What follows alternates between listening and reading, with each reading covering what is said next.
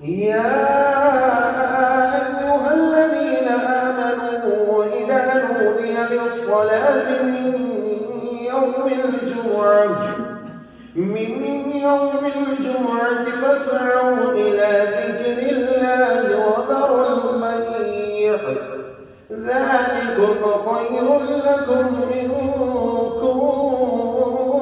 كنتم تعلمون فإذا قضيت الصلاة فانتشروا في الأرض وابتغوا من فضل الله واذكروا الله كثيرا لعلكم تفلحون وإذا رأوا تجارة أو لهوا انفضوا إليها وتركوك قائما قل ما عند الله خير